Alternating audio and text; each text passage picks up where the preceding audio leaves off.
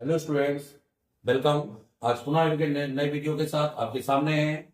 मंगलवार 18 तारीख, बुधवार को शायद 18 तारीख को आपका पेपर है। तो उसके लिए केमिस्ट्री में महत्वपूर्ण चीजें जो बता रहे थे आपको, महत्वपूर्ण अभिक्रियाएं जो आपको कठिन लगती हैं, वो परीक्षाओं में कुछ क्रियाएं महत्वपूर्ण हैं जो आप इससे सीखेंगे तो निश्चित रूप से आपसे वो अभिक्रियाएं बनेंगी। सबसे पहली बात आती है कि एस्टिक अम्ल से एक क्वेश्चन आएगा। एसिटिक अम्ल से निम्नलिखित कैसे प्राप्त करोगे। निम्नलिखित को ऐसा क्वेश्चन आता है, मैं लिखे दे रहा हूं। निम्नलिखित को कैसे प्राप्त करेंगे। तो निम्नलिखित में पहला आता है आपका एथिल एसीटेट। क्या आता है? Ethyl acetate.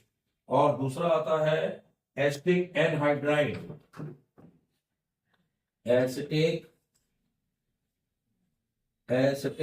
एनहाइड्राइड। ये निम्नलिखित को कैसे प्राप्त करेंगे, दूसरा हो गया। तीसरा आता है एसिटिल क्लोराइड। Acetyl chloride. चौथा है एथेन। पांचवा है एसिटामाइड। ये वेरी मोस्ट क्वेश्चन है, एसिटामाइड। छठवां है हार्मिक अम्ल। और सातवां है एथिल एल्कोहल। ध्यान रखिएगा, इनमें से कोई 3-4 आपको 4 पूछ सकता है।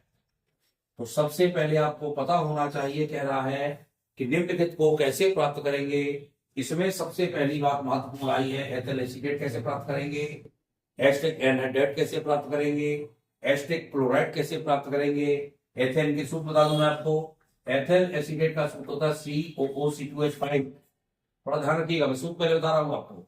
एसिटिक एनहाइड्राइड का होता है CH3CO के साथ O, या इसको लिख सकते हैं इस तरह से भी हम कि CH3CO का कर देंगे होल ट्वाइस और O को अलग कर देंगे। ये कहलाता है एसिटिक एनहाइड्राइड। अब एसिटिल क्लोराइड है तो CH3COCl इसका सूत्र होता है। पहले सबके सूत्र नोट कर ले, मैं मिटा के आपको एक एक चीज बताऊंगा। एथेन का सूत्र सबको पता है, C2H6 होता है। एस्टामाइड का सूत्र CH3CnH2 होता है। हार्मिक अम्ल का कई बार बता चुके हैं आपको, HCOH होता है। इसको मेथेनोइक अम्ल भी कहते हैं। एथिल एल्कोहल भी आप पता है C2H5OH होता है। तो क्रमबद्ध तरीके से हम प्राप्त करेंगे। एसिटिक अम्ल से हमें निम्नलिखित कैसे प्राप्त होंगे। तो पहला हम प्राप्त करेंगे एथिक अम्ल से, एसिटिक अम्ल से एथिल एसीटेट। अब मैं इसको मिटा करके आगे क्रिया करना प्रारंभ करता हूं। कैसे प्राप्त करेंगे, तो सबसे पहले यहां लिखेंगे हम एसिटिक अम्ल। एसिटिक अम्ल सूत्र क्या होता है? CH3COH। हम इसमें लिखेंगे, भाषा लिखना पड़ेगी। तो एसिटिक अम्ल को जब हम एथिल एल्कोहल से क्रिया कराएंगे, किससे कराएंगे? ऐसा लिख दे तो कोई दिक्कत तो नहीं किसी को। C2H5OH को हमने ऐसा लिख दिया, CH2 से ऐसा ना लिखा तो ऐसा भी लिख सकते हैं, C2H5OH ऐसा भी लिख सकते हैं। अब देखिएगा थोड़ा सा, ये पानी का अणु इससे अलग होगा, ये पानी का अणु अलग हो जाएगा। ये क्रिया हमेशा होती है सल्फ्यूरिक अम्ल की उपस्थिति में। इससे होती है, हम लिखेंगे जब एसिटिक अम्ल को एथिल अल्कोहल के साथ सल्फ्यूरिक अम्ल की उपस्थिति में अभिकृत करते हैं तो हमारा एथिल एसीटेट प्राप्त होता है। देखिए अपने आप बना लेंगे, आप इसको उतार दिया और जोड़ दिया इसको, ये देखिए जोड़ दिया, तो इसका नाम है एथिल एसीटेट। और प्लस क्या निकल जाएगा? पानी का एक अणु आपका बाहर हो जाएगा। फिर सुन लीजिए, क्रिया क्या लिखेंगे? जब एसिटिक अम्ल को एथिल अल्कोहल के साथ सल्फ्यूरिक अम्ल की उपस्थिति में अभिकृत करते हैं तो एथिल एसीटेट प्राप्त होता है। दूसरा प्राप्त करना है अपन को एसिटिक एनहाइड्राइड। मैं पहले लिख रहा हूं आपका एसिटिक एनहाइड्राइड। ये एसिटिक एनहाइड्राइड कैसे प्राप्त करेंगे? इसको हमें एसिटिक अम्ल के 2 अणु लेना है। एसिटिक अम्ल क्या होता है? CH3COOH। इसके कितने अणु लेना है? 2 अणु, चाहे 2 यहां लिख दो और चाहे 2 अणु ऐसा लिख दो, CH3COOH। ये 2 अणु लिख सकते हैं, या ऐसा नहीं लिखना है तो सीधे इसके आगे 2 लगा दें। यह क्रिया होती है फास्फोरस पेंटा ऑक्साइड की उपस्थिति में, P2O5 की उपस्थिति में गर्म करते हैं। तो जब एसिटिक अम्ल को हम गर्म करेंगे तो इसका H और इसका OH इस तरह निकल जाएंगे। तो निकल गए तो OH H2O, और ये देखिए बन गया एनहाइड्राइड। कैसे बना, यहां लिख सकते हैं CH3CO, CH3CO के साथ O, और यहाँ पानी का एक अणु निकल जाएगा। इसको ऐसा भी लिख सकते हैं और ऐसा भी लिख सकते हैं। CH3CO के 2 थे ना, तो होल्ड ट्वाइस कर सकते हैं और इसको O को बाहर कर सकते हैं। ये भी एसिटिक एनहाइड्राइड है। चाहे 2 अणु लगा के ले लीजिए, नहीं लगाना तो आप सीधे यहाँ पे 2 लिख सकते हैं। ये भी देख लीजिए, हम इसको नहीं लगाया, मान लीजिए हम सपोज करें तो हमने 2 अणु ले लिए, 2 अणु में ये बन गया और O इसका बाहर हो गया, और इसका एक O और OH के साथ बाहर हो गया, तो H2O वो बाहर हो गया। ऐसा लिख दीजिए और चाहे ऐसा लिख दीजिए, दोनों तरह से आप लिख सकते हैं और दोनों आपके लिए सही माने जाएंगे। अगला है आपका एसिटिल क्लोराइड। ये भी मैं 5 बार लेकर बता रहा हूं। Acetyl chloride very most clear, यानी हमें एसिटिक अम्ल से इसको कैसे बनाना है। तो एसिटिक अम्ल सूत्र फिर लिखे अपने यहाँ पे CH3COH की क्रिया हमें फास्फोरस पेंटाक्लोराइड के साथ कराना है। ध्यान करिए, मैंने एक दिन आपको बताया था कि जब भी फास्फोरस पेंटा PCl5 से क्रिया होती है पेंटाक्लोराइड से, तो हमेशा क्या निकलता है, POCl3 बताया था। तो हमने इसकी क्रिया कराई, इससे बनेगा CH3CO है, Cl जुड़ेगा और CH3COCl, इसका नाम क्या बनेगा, एसिटिल क्लोराइड। और POCl3 निकलना ही निकलना है। जब जब हम क्रिया कराएं किसकी, PCl5 की, तो ध्यान रखना है POCl3 निकालना ही है, और इसका नाम है फास्फोरस ऑक्सी ट्राइक्लोराइड।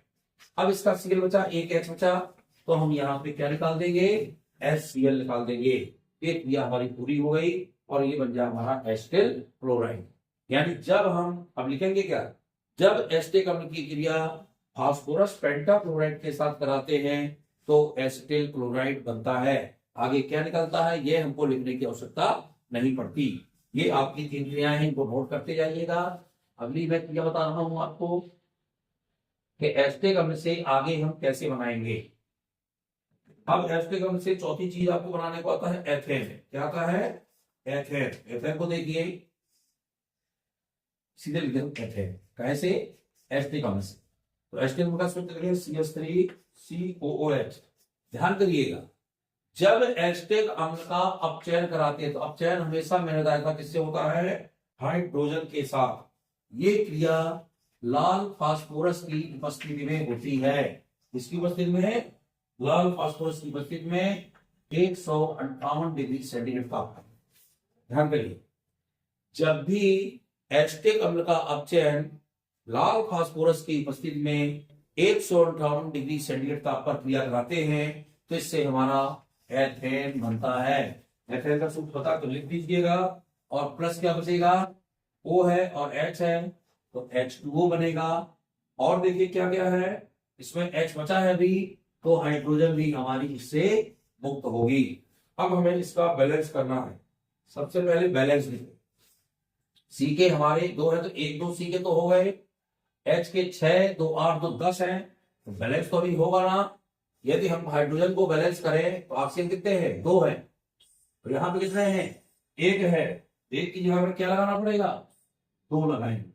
लगा दिया तो ऑक्सीजन हमारे पूरे हो गए। अब हाइड्रोजन गिन के रखें, 6 4 10 2 12 है कि नहीं, देख लें। 6 दूनी 1 2 दूनी 4 और 6 10 2 12। यहां देखिए 3 1 4 है, कितने हैं, 4 है। हमें बैलेंस बराबर करना है, तो इसको बैलेंस बराबर करने के लिए यदि हमें यहाँ 6 लगा दें, 6 और 1 कितने हो गए, 7 हो गए। तो यहाँ 6 2 दूनी 4 6 4 10 2 12 हो रहे हैं, जबकि यहाँ हमारे 12 नहीं हो रहे। तो हमें इसको बैलेंस करना पड़ेगा। इसको बैलेंस करें पहले। हाइड्रोजन के कितने लग रहे हैं आपको, 6 तो वहां पर है। सबसे पहले देख ले H को, H देखा तो C के 2 है। ध्यान दीजिए C के हमारे 2, C के 2 हो गए कि नहीं हो गए। अब यहां पर H के देख लें, H के 3 है और एक 4 है।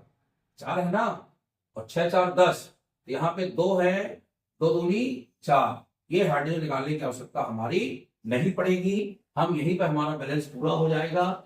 2 दूनी 4, 4 6 4 10 और 2 ऑक्सीजन हो गए, हमारा बैलेंस यहाँ पर पूर्ण हो गया। तो हमें कुछ नहीं लिखेगा, लिखेंगे जब H के अम्ल का अपचयन लाल फास्फोरस की उपस्थिति में 158 डिग्री सेंटीग्रेड ताप पर कराते हैं तो एथेन बनता है। चौथी क्रिया, ये तीसरी थी। चौथा है एसिटामाइड। एसिटामाइड, पहले तो सूत्र बताऊंगा जी आपको। इसका सूत्र होता है CH3CONH, ध्यान रखिएगा, ये एसिटामाइड है। इसको बनाने के लिए एस्टेट अम्ल की क्रिया हम अमोनिया से कराएंगे। ये क्रिया भी अभी परसों जब अमोनिया से कराएंगे तो जब क्रिया होगी तो इससे बनेगा सबसे पहले ये H इसमें जुड़ जाएगा, ये वाला H, और यहां बन जाएगा CH3COONH4। इसका नाम है अमोनियम एसीटेट। अमोनियम एसीटेट यानी पहले जुड़ का बना, और अमोनियम एसीटेट को हम जब गर्म करेंगे, क्या करेंगे, गर्म करेंगे तो इसका H2, 2H और एक O निकलेगा, तो क्या निकलेगा, -H2 कर दे यहाँ पे, और यहाँ पे बन जाएगा CH3CONH2। ये बन गया हमारा एस्टामाइड। देखिए यहाँ पे H के 2 निकल गए तो 2 बचे, एक O निकल गया तो यहाँ भी क्या बचा, CO बचा, तो वहां बन गया CH3CONH2 और इसका नाम है एसिटामाइड।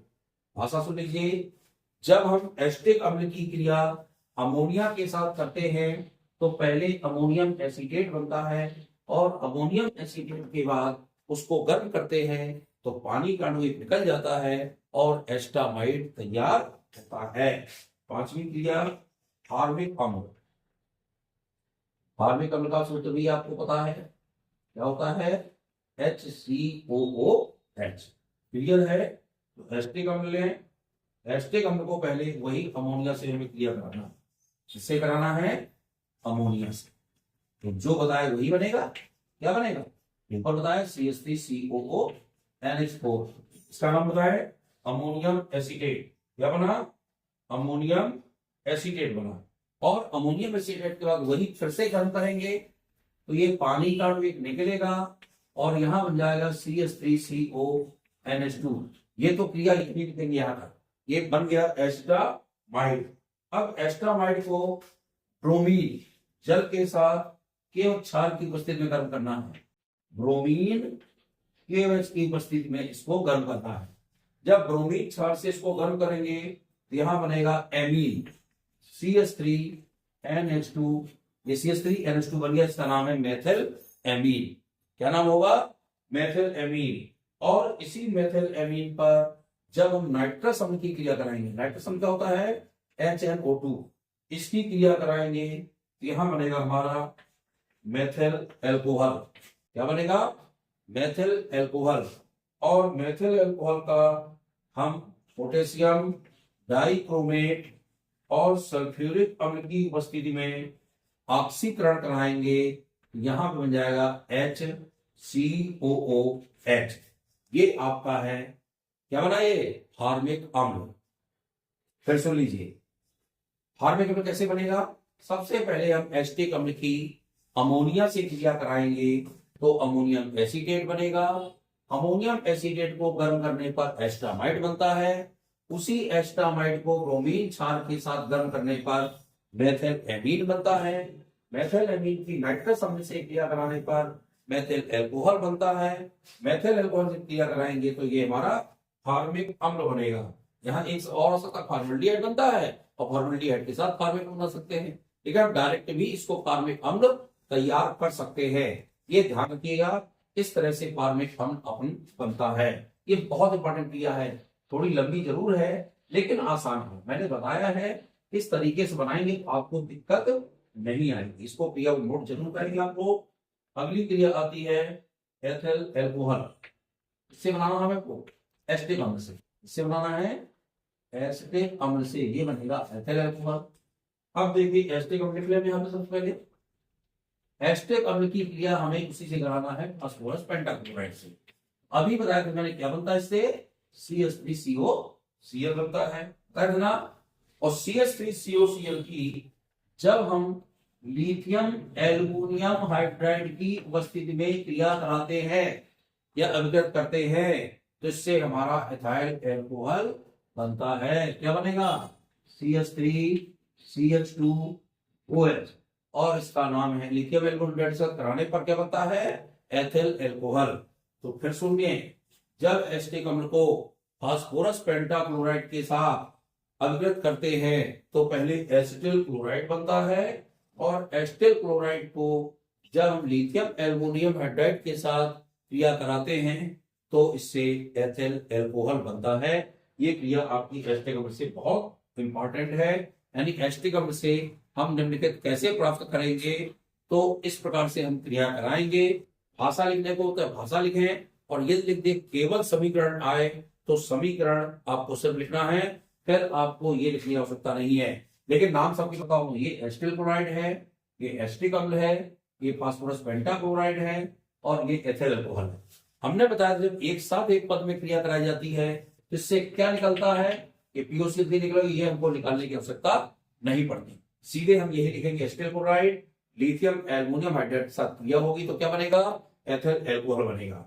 ये फार्मिक अम्ल से फिर सुन लीजिए इसको, ये इंपॉर्टेंट है। एसिटिक अम्ल से अमोनिया से क्रिया कराया तो अमोनियम एसीटेट बना, अमोनियम एसीटेट को गर्म किया तो एसिटामाइड बना, एसिटामाइड को ब्रोमीन के साथ गर्म किया तो मेथिल एमीन बना, मेथिल एमीन को नाइट्रस अम्ल से क्रिया कराया तो मेथिल